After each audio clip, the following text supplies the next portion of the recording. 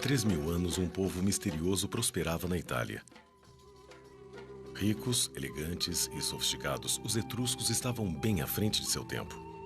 Eles não pareciam ter aquelas inibições sociais com as quais nos preocupamos. Eles adoravam banquetes e festas, beber e dançar. Os etruscos ensinaram os franceses, que na época eram os gauleses, a beber vinho. E diziam que suas mulheres entregavam-se ao amor livremente. Os gregos achavam que havia muita promiscuidade. Suas frotas de supernavios os transformavam em negociantes implacáveis. Eram guerreiros ferozes e sanguinários na batalha. As imagens etruscas presentes nas tumbas são cheias de sacrifícios de sangue. O ouro e a prata fizeram dos etruscos homens ricos, e eles esbanjavam essa riqueza em esportes espetaculares e em obras de arte fabulosas.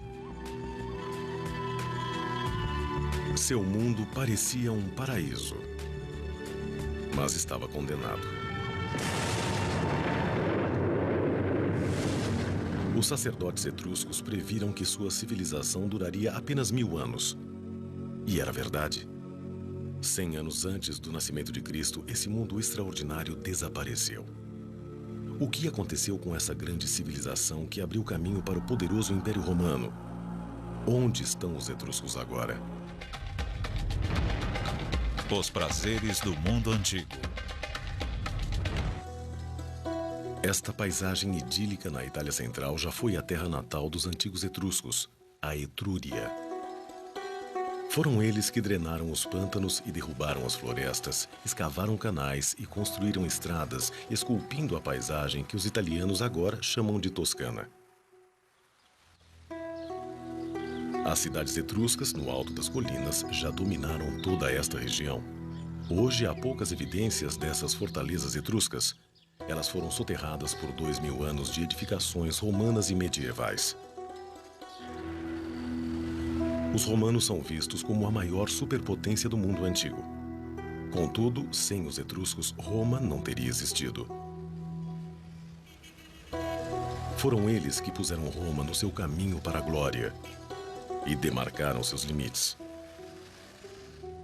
Com uma extraordinária habilidade para a engenharia, eles a transformaram de um vilarejo pantanoso numa cidade importante. Quando a Etrúria foi finalmente engolida pelo poderoso Império Romano, Roma absorveu a cultura etrusca e a reclamou para si. Eles foram a primeira alta civilização da Península Itálica. Eles transmitiram aos romanos uma série de aspectos da sua própria cultura e que foram passados adiante pelos romanos por toda a Europa. E em muitos locais sobrevivem até hoje, embora nunca sejam reconhecidos como etruscos. Podemos apontar muitas coisas que influenciaram nossa cultura, que vieram dos etruscos, até mesmo aquilo que chamamos de numerais romanos, que, na verdade, eram numerais etruscos. Copiados pelos romanos dos etruscos e depois herdados por nós. Jamais saberemos o quanto de nós realmente é etrusco. O nosso alfabeto, algumas palavras que usamos, algumas bem importantes como persona, personalidade, nós não teríamos se não fosse pela complexidade da cultura etrusca. O mundo perdido dos etruscos agora é visto como uma das maiores civilizações conhecidas, igual em importância à antiga Grécia e ao Egito.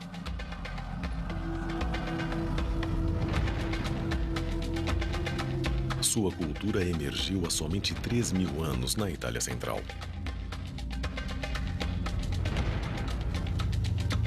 Os primeiros etruscos viviam em aldeias, em cabanas toscas da Idade do Bronze. Eles exploraram o solo rico da Etrúria, as vastas florestas e os mares férteis, domando o mundo natural à sua volta. Com armas de bronze, eles abriram caminho à força, dominando toda a região. O índice de desenvolvimento era espetacular. Os autores antigos os rotularam de recém-chegados exóticos e alegaram que eram estrangeiros do leste.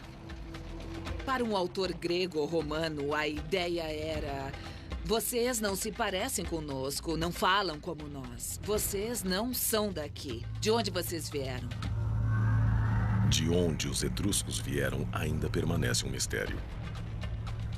O que importa é que a cultura etrusca se formou em solo italiano. Não importa de onde eles vieram originalmente, o mesmo se deu com os romanos. A cultura romana se formou aqui, então ela é italiana, embora possa ter vindo de outro lugar. O que intrigava os antigos era o fato de, num espaço de algumas centenas de anos, os etruscos emergirem como a economia de crescimento mais rápido do mundo mediterrâneo. Mas agora não há nenhum mistério sobre a forma como os etruscos ficaram tão ricos. A terra sob seus pés estava cheia de tesouros.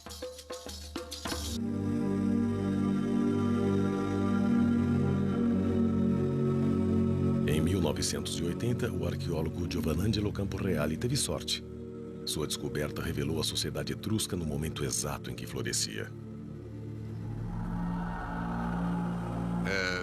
Começamos examinando o bosque. Era um bosque denso, impenetrável. E vimos algumas pedras. Pedras que deviam ter sido postas ali, porque não eram rochas naturais. Elas eram parecidas.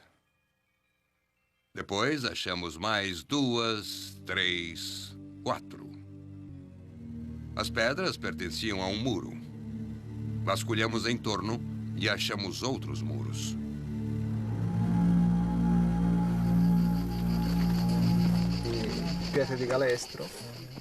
O professor havia se deparado com a mais completa cidade etrusca já encontrada. Abandonada de forma misteriosa, sem haver outra construção em cima, ela ficou milagrosamente preservada sob a densa floresta. Durante 20 anos, este local deu aos arqueólogos uma ideia de um mundo antigo. Tratava-se de um grande assentamento, 2 vilas imponentes cercadas por um complexo de casas menores. Uma vila em particular constituiu-se numa rica fonte de achados. Foram encontrados pesos de pedras. Eles faziam parte de um tear manual, provavelmente usado pelos escravos da casa para afiar a lã fina para as roupas de inverno.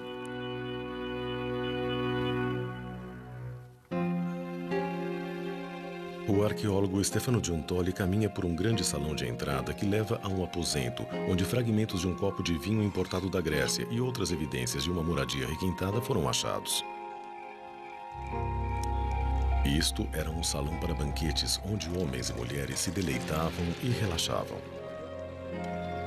Devia ser decorado com afrescos suntuosos e objetos preciosos. Os aristocratas etruscos que viviam aqui viviam bem.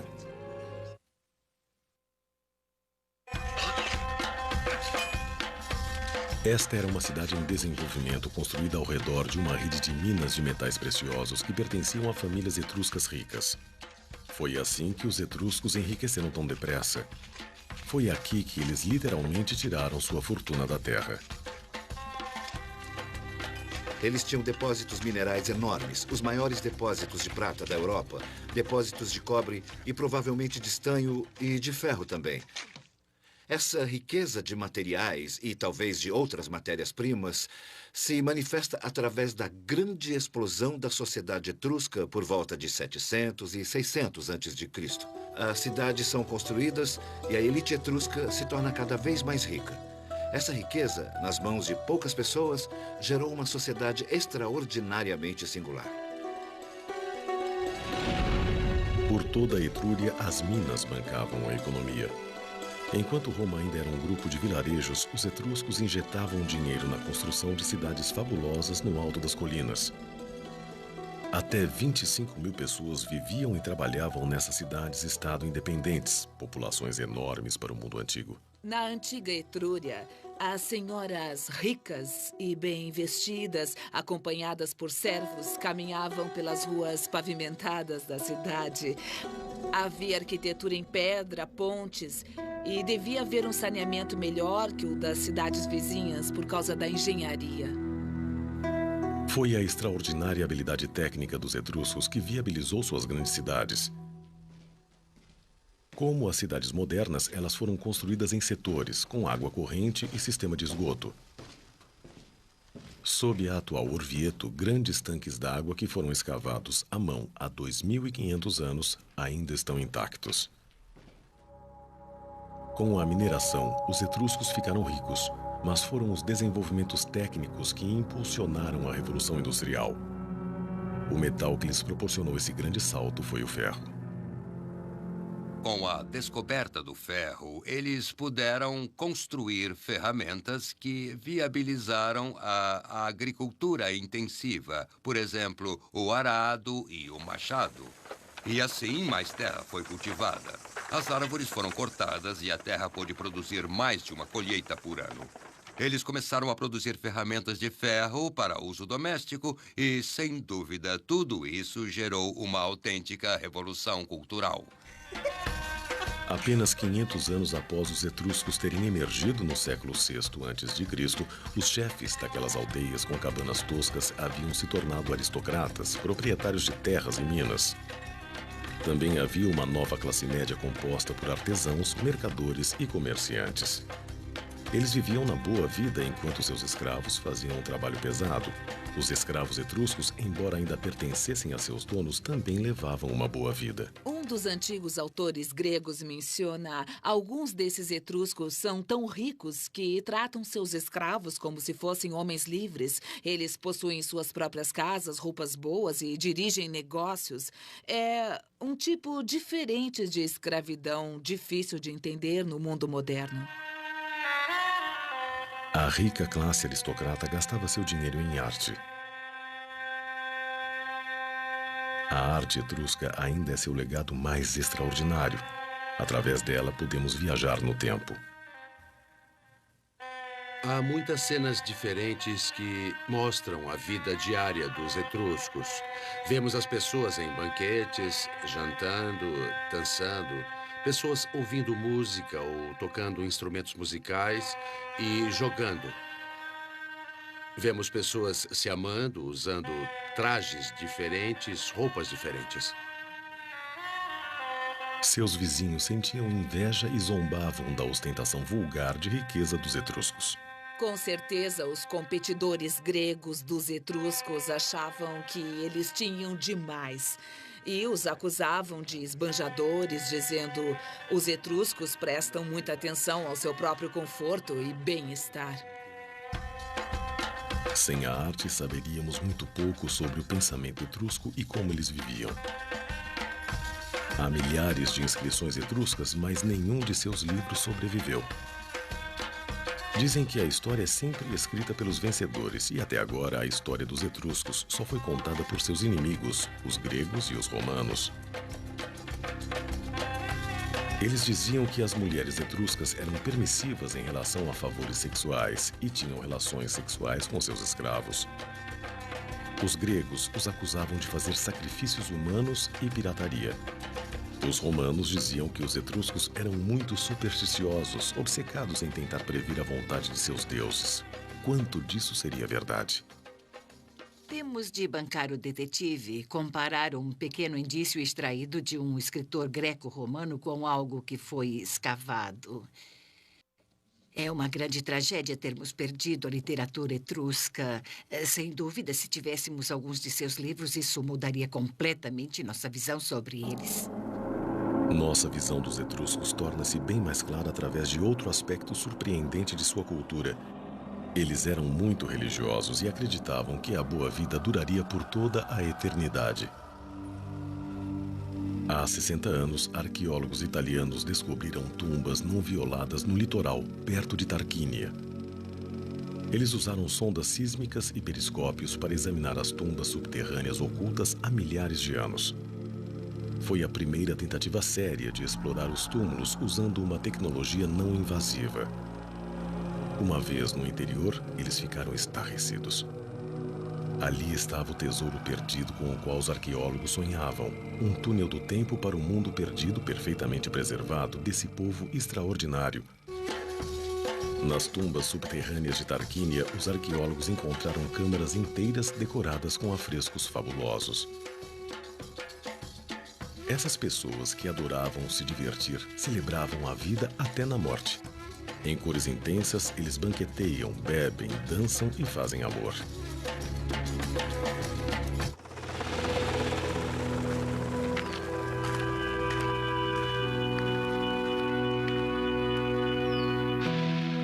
Os etruscos construíram grandes cidades para seus mortos. Cheias de tumbas elaboradas, dispostas em setores com ruas e praças, elas refletiam as cidades dos vivos. Esta necrópole foi construída ao longo da antiga cidade de Cesare. Cada câmara mortuária familiar contém os ataúdes de gerações da nobreza etrusca. Os etruscos acreditavam que deviam a seus ancestrais a boa sorte e o poder. Honrá-los era essencial. As tumbas aqui são casas em miniatura. Relevos em gesso nas paredes exibem cada objeto que o morto poderia necessitar na outra vida.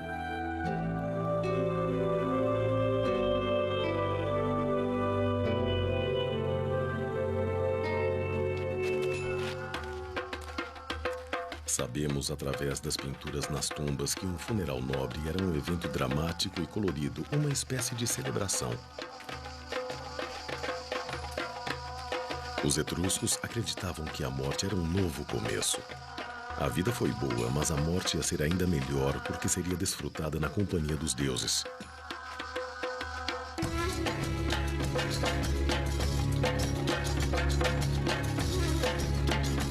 A obsessão desse povo com a vida após a morte e seus preparativos para ela nos deu a visão mais clara sobre seu mundo.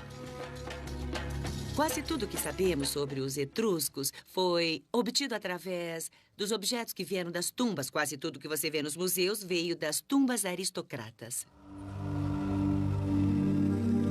As pessoas eram enterradas com coleções elaboradas em cerâmica e bronze e, às vezes, armaduras e armas para os homens.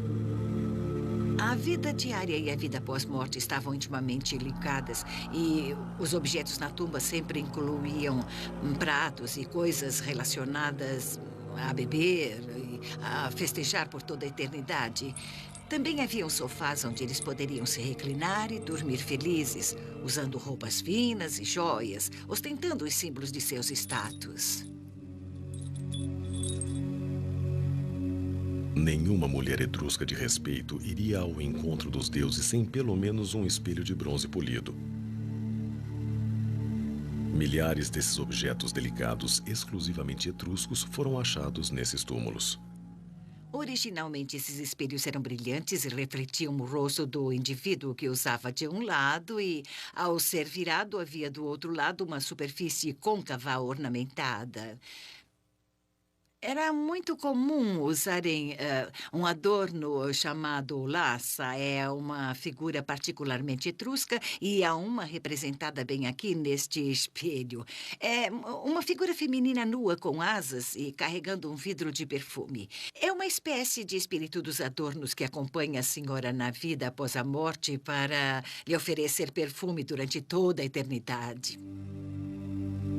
A morte era um estado chamado de animalis, que significava tornar-se um deus espiritual.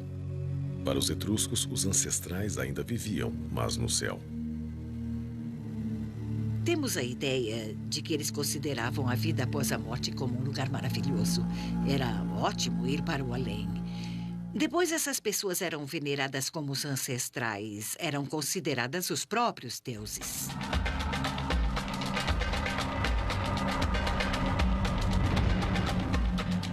Os etruscos adoravam vários deuses, alguns violentos, outros sábios e amistosos. Eles compartilhavam com os antigos gregos Apolo, Hércules e Perséfone, deuses dos céus.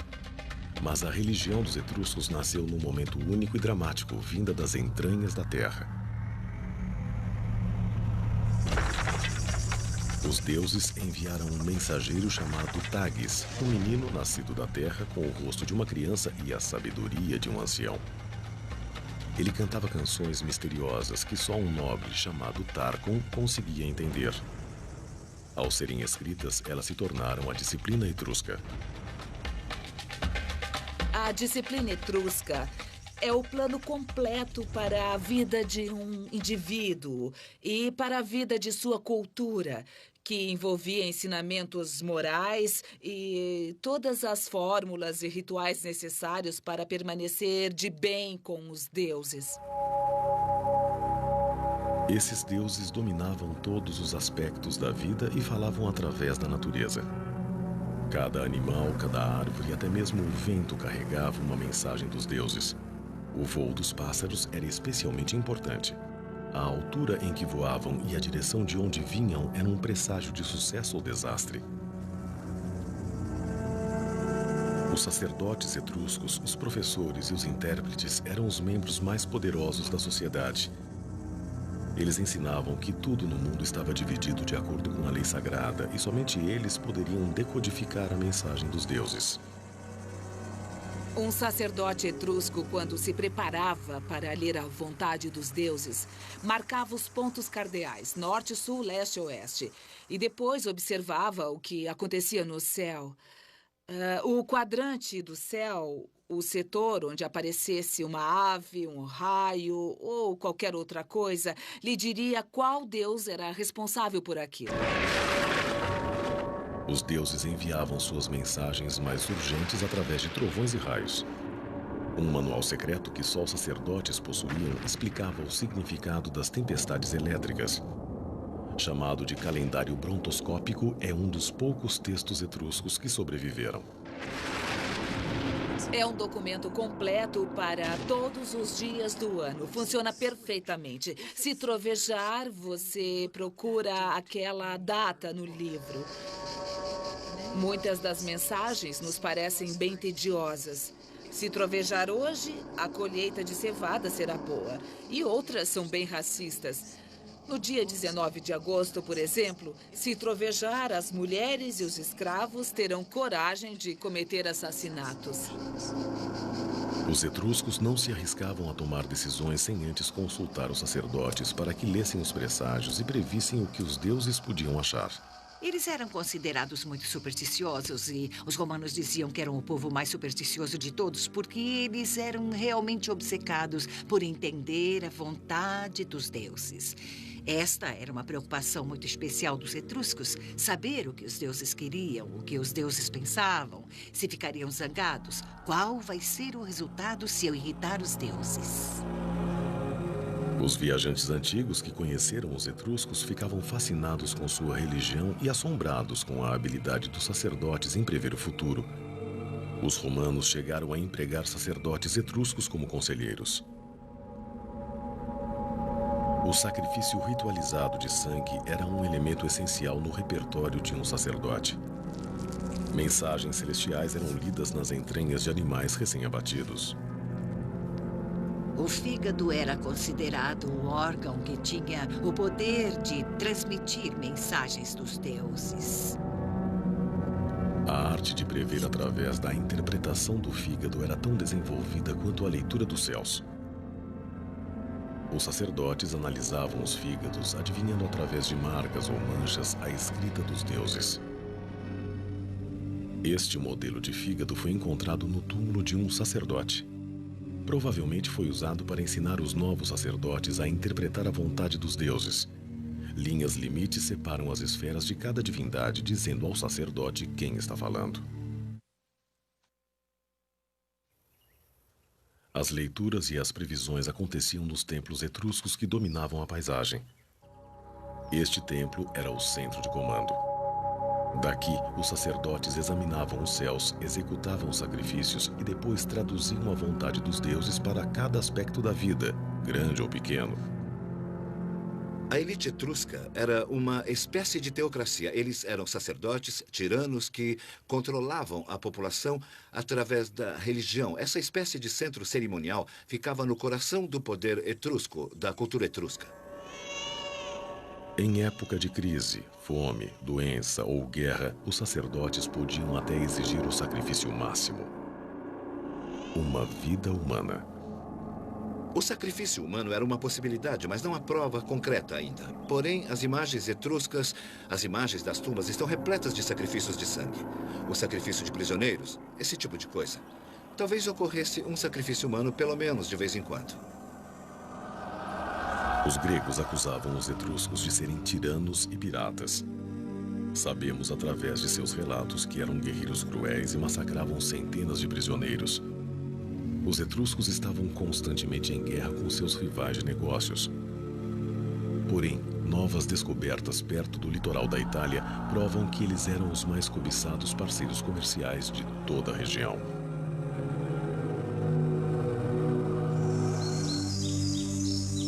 Os etruscos logo se tornaram a força comercial mais poderosa do Mediterrâneo. Eles tinham a matéria-prima que todos queriam, metais raros. Primeiro, eles foram cortejados pelos fenícios do leste. Depois, chegaram os gregos. Eles tinham os depósitos de minerais que os gregos queriam, e os gregos vieram do leste, se aproximando ao máximo dos etruscos. Eles os atraíam como um imã. No século VIII a.C., os comerciantes da Grécia se uniram a outros do leste, criando um entreposto comercial na ilha de Pitecússai.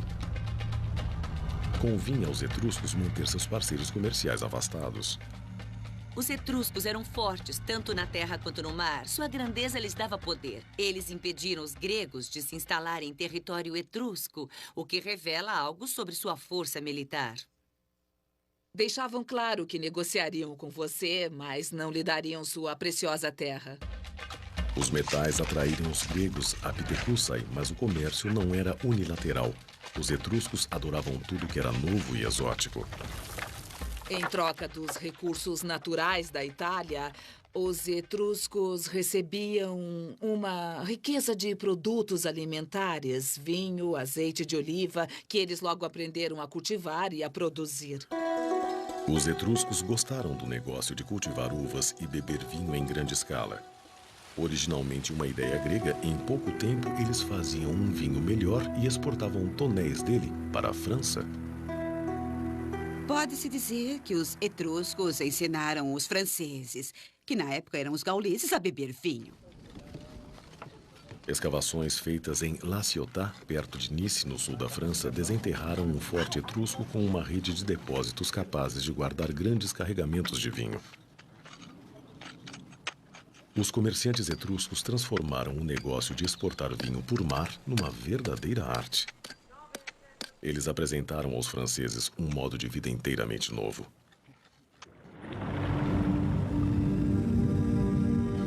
Hoje podemos ver como era importante o comércio de vinho. Um navio encontrado ao largo da costa francesa permaneceu enterrado na lama por 2.500 anos. Este cargueiro levava 30 toneladas de vinho.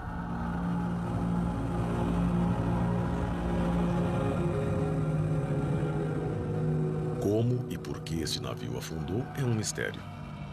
Pode ter sido mau tempo, mas estes mares eram famosos por causa dos piratas e um navio carregado era um alvo fácil. Os etruscos tiveram uma solução engenhosa. A estratégia mais segura para qualquer navio de carga era a velocidade. Os engenheiros etruscos projetaram um navio que podia superar qualquer embarcação construída pelos rivais. Seu novo design revolucionou a construção naval. Ele era único. O que os destacava de seus competidores gregos era o tipo de mastro. Eles usavam uma vela mestre gigante, um tipo de vela quadrada, mas acrescentaram outro mastro, com vela na frente, que permitia uma navegação mais rápida e talvez manobras melhores no mar profundo. Com o tempo, os cargueiros etruscos foram adotados pelos romanos, estabelecendo o padrão para os navios modernos. Passados para trás na corrida pelo domínio das rotas comerciais marítimas, os gregos menosprezaram o conhecimento dos etruscos. Os gregos tinham interesse em classificar os etruscos como os bárbaros, como piratas, quando, na verdade, os etruscos faziam exatamente o que os gregos também faziam.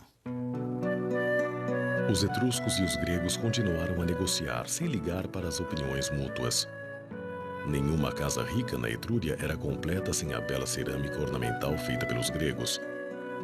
Aliás, foram achados tantos vasos gregos na Etrúria que foram considerados como sendo etruscos.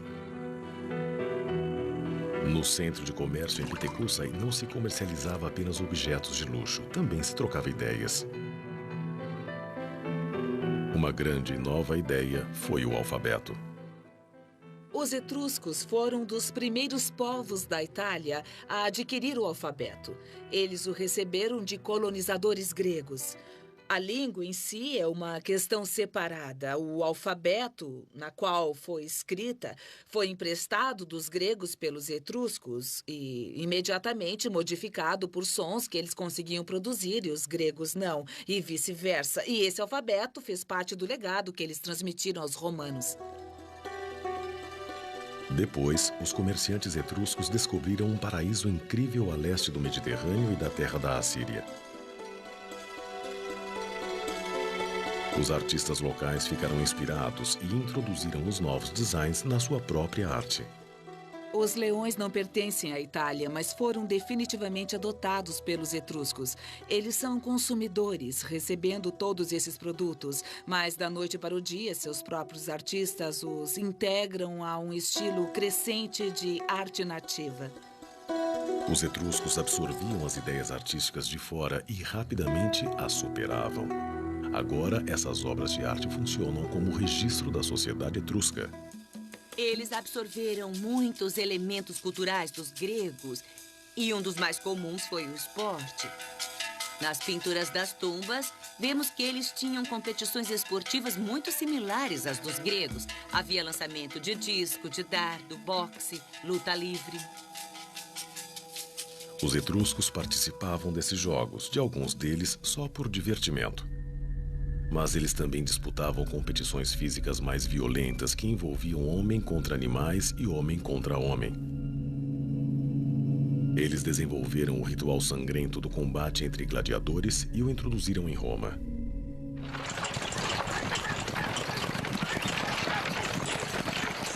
No leste, eles se depararam com a última moda em transporte veloz, a biga.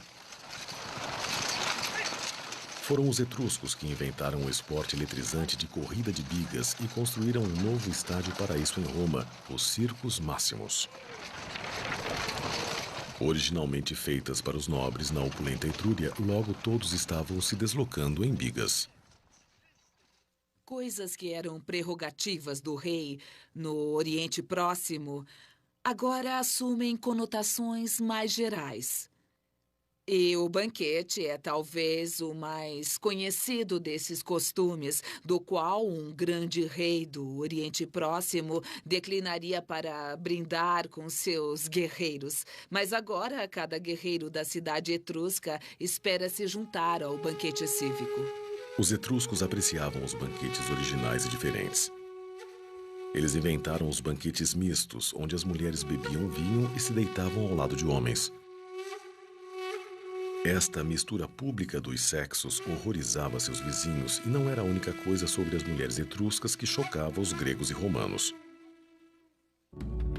Para seus vizinhos, as mulheres etruscas eram extremamente liberais. Um viajante grego que escreveu no século IV a.C. descreveu seus hábitos. As mulheres etruscas jantam com qualquer homem que esteja presente. Os etruscos compartilham as suas mulheres. Não é vergonha para elas serem vistas em experiências sexuais. Elas se exercitam nuas, expondo seus corpos aos homens. Eles criam seus filhos que nascem sem saber quem é o pai. O quanto disso é verdade? As mulheres andavam livremente na sociedade etrusca, eram vistas em festas, deitadas com seus maridos, apreciando um gole de vinho, dançando e vivendo uma vida realmente muito mais liberada que a de suas irmãs em Roma ou Atenas. As mulheres etruscas realmente apreciavam a vida social e os banquetes, o passatempo favorito dos etruscos, tanto quanto os homens. Sabemos que algumas mulheres possuíam seus próprios recipientes para usar em banquetes e, pelo menos em 2 tumbas, havia 2 grandes cuias de vinho com inscrições dizendo que pertenciam a mulheres.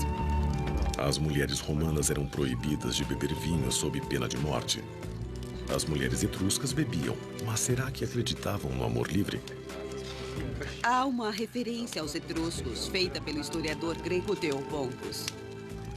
Ele estava acostumado ao simpósio que tinha apenas homens e prostitutas. E a ideia de que as mulheres se deitassem com seus maridos nos banquetes o deixava chocado. Ele considerava essas mulheres prostitutas. Os gregos provavelmente viram imagens de mulheres comendo ao lado de seus maridos e pensaram numa orgia. Mas não há provas. Esse é o tipo de coisa que os inimigos dizem de você. Não há dúvida de que as mulheres etruscas, comparadas com as gregas e as romanas, eram extraordinariamente livres. Mas isso em parte porque suas irmãs na Grécia e em Roma eram simplesmente um objeto do homem, sua propriedade, e não tinham nenhum direito. As mulheres gregas se mantinham nos seus aposentos, fiando, tecendo, fazendo coisas femininas. As mulheres romanas, tradicionalmente, não tinham permissão de participar da vida pública. As mulheres na Etrúria, pelo menos as aristocratas, possuíam sua própria riqueza. Elas tinham muito mais liberdade que as mulheres gregas e romanas. As mulheres etruscas eram independentes. Podiam ter o próprio dinheiro e até propriedades. As mulheres romanas nem mesmo tinham um nome próprio. Se você fosse filha de Túlio, você seria Túlia. E se houvessem 3 filhas, haveria a Túlia I, a segunda e a terceira. Já as mulheres etruscas tinham seu próprio nome. O fato é que as mulheres etruscas, além de livres, também eram educadas. Quando os espelhos de prata e bronze encontrados nas tumbas das mulheres foram limpos e examinados, eles provaram que elas podiam ler e escrever. Eles tinham inscrições e as mulheres conseguiam lê-las. Não haveria sentido em escrever esses nomes de personagens mitológicos gregos se você não os conhecesse. Então, todas as mulheres aristocratas eram muito cultas. As mulheres etruscas levavam seus adorados espelhos ornamentados para a vida após a morte, assim como fez Seiante, uma mulher nobre que viveu no século III a.C. Agora, no Museu Britânico, seu sarcófago imponente, achado na sua própria tumba, sugere que ela era muito rica e muito importante. Quando seu rosto foi reconstruído cientificamente, descobriu-se que a imagem em sua tumba possuía uma semelhança apurada. Isso mostra que os etruscos estavam bem à frente dos romanos e dos gregos. Este é o primeiro retrato comprovado da Antiguidade Clássica. Mas havia uma discrepância estranha. Embora devesse ter 50 anos quando morreu, o artista a retratou como uma mulher bem mais jovem. Talvez ele a tenha conhecido. Ou será que esta rica mulher encomendou a efígie para seu ataúde anos antes de sua morte? Quando seu esqueleto foi exposto e radiografado, houve outra revelação que certamente deve ter assombrado os gregos. Uma das coisas mais notáveis sobre Seiante era o fato de ser uma amazona. E esta é a única evidência que temos sobre mulheres etruscas montando a cavalo. Nós sabemos que ela cavalgava devido à forte musculatura que tinha em certas partes do esqueleto, como as coxas e a parte de baixo das costas. Ela passou boa parte da vida cavalgando e não confinada aos aposentos das mulheres, assim como as gregas e as romanas. Mas até que ponto ia essa liberdade? E as acusações de que as mulheres etruscas gostavam do amor livre, mantinham relações com escravos e de que nenhuma criança etrusca sabia quem era o pai? A sociedade etrusca era aristocrata e a unidade da sociedade era formada pelo casal.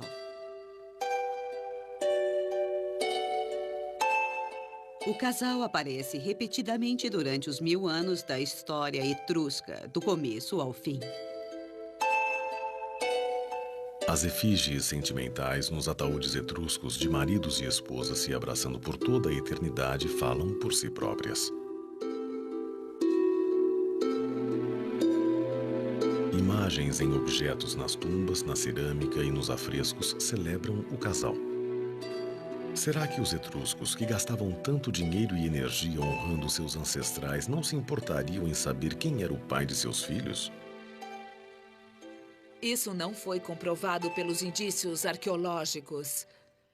Todas as pessoas comemoravam fazendo uma oferenda aos deuses em suas tumbas ou sarcófagos. e identificavam seus nomes e depois davam os nomes dos pais. Então, o que houve com os etruscos? Um povo que parecia tão equilibrado, confiante e liberal. Estariam eles tão entretidos em se divertir que foram pegos de surpresa por seus inimigos? Ou surgiu uma nova ameaça? O reinado triunfante dos etruscos chegou ao fim após 1000 anos. Dizem que eles eram tão obcecados com a busca do prazer que não perceberam uma nova ameaça, não de fora, mas de seus vizinhos. Não há dúvida de que eram muito bem organizados, guerreiros soberbos e politicamente ativos.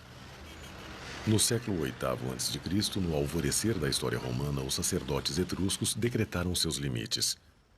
O censo comercial etrusco estabeleceu a cidade de Roma como um centro mediterrâneo para o comércio e os negócios. No século VII, a dinastia etrusca dos Tarquínios dominou Roma. Pelo menos 2, talvez 3 dos primeiros reis romanos são etruscos. Foi só mais tarde que os romanos assumiram militarmente e eles, então, conquistaram os etruscos. No século V a.C., os romanos expulsaram os soberanos etruscos. E adotaram muita coisa de sua cultura, mas agora, com a expansão da cidade de Roma, eles os viam como rivais. Roma queria as riquezas da Etrúria para si. O período em que Roma reconhece que precisa, quer e vai assumir a Etrúria chega quando eles percebem que há uma grande população urbana que não consegue produzir sua própria comida e que precisa ser alimentada. Eles começam a cobiçar as terras cultiváveis do interior da Etrúria. Dizem que o fim dos etruscos foi uma profecia que se concretizou. Uma antiga lenda previa que a civilização etrusca duraria apenas 1000 anos. A previsão estranhamente se confirmou. Será que os etruscos, tão supersticiosos, se amedrontaram e sucumbiram ao que julgavam ser seu destino?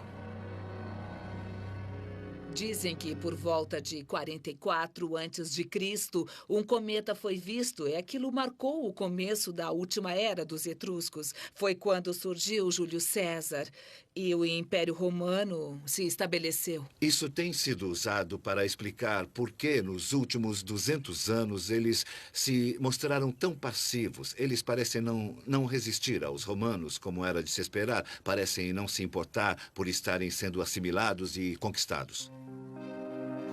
Mas não houve nada místico sobre o colapso dos etruscos. As guerras comerciais contínuas contra os gregos impuseram seu preço. Em seguida, os exércitos dos gauleses atacaram as cidades etruscas. Impelidos pela fome, eles fugiram para a Itália atrás de comida e terra fértil. Os etruscos suportaram o primeiro impacto bem antes de os gauleses chegarem a Roma e a ocuparem brevemente. E durante muitos anos, do final do século V até o IV, eles combateram os exércitos gauleses. Defender a Etrúria das hordas de gauleses invasores esgotou os etruscos. Depois, os romanos começaram a tomar as cidades enfraquecidas, uma a uma. A primeira foi a cidade de Veii, mais perto de Roma. O segredo do sucesso dos romanos foi o fato de serem unidos. Os etruscos, com suas cidades-estado independentes, às vezes em guerra umas com as outras, não eram. Elas nunca se uniram tempo suficiente para enfrentar Roma conjuntamente. E assim Roma as conquistou. Quando uma cidade era enfraquecida pelos gauleses, Roma se aproveitava. E talvez este seja o segredo que explica a derrota dos etruscos. Algumas cidades ficaram sob cerco durante anos. Outras caíram quase sem lutar. Em 2 séculos, a Etrúria era mais uma parte do grande Império Romano. Gradualmente, as pessoas deixaram de falar ou escrever em etrusco. Todos falavam a língua dos conquistadores, latim. As pessoas realmente pararam de falar etrusco por volta do século I a.C. E foi quando o povo etrusco chegou ao fim, deixou de ser uma entidade. Quando a língua morreu, morreu também a literatura. Os escritores antigos citam a riqueza da música e da arte etrusca, sua poesia, peças e histórias. Só restaram vestígios nas inscrições. O que aconteceu? Não havia necessidade nem interesse por parte dos romanos em conservar os textos etruscos, exceto os religiosos. Então, simplesmente desapareceram.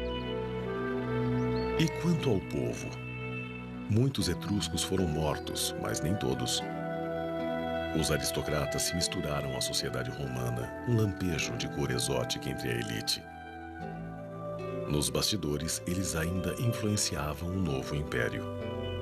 O que houve com os etruscos é que muitos deles se tornaram romanos. Muitos da aristocracia etrusca se mudaram para Roma e se tornaram parte da elite romana. Estudos recentes analisaram os nomes dos senadores do Senado romano no século I a.C. E muitos deles eram de famílias etruscas. Diante da situação, eles deixaram que Roma assumisse o controle da cidade. Começaram a preparar seus filhos para ir para Roma e se tornar senador. E assim eles poderiam ajudar a família através dos votos no Senado. A luta dos arqueólogos para iluminar o mundo fabuloso dos etruscos nunca terminará. Embora vivessem há milhares de anos, eles chegaram ao mundo moderno de uma forma bem direta. Sua história é envolvente, sua atitude em relação à vida, intrigante. O espírito dos etruscos ainda vive na Itália. Às vezes, quando a luz do entardecer ilumina o rosto dos moradores da Toscana, nós voltamos à Etrúria, o lar do povo perdido da Itália, os etruscos.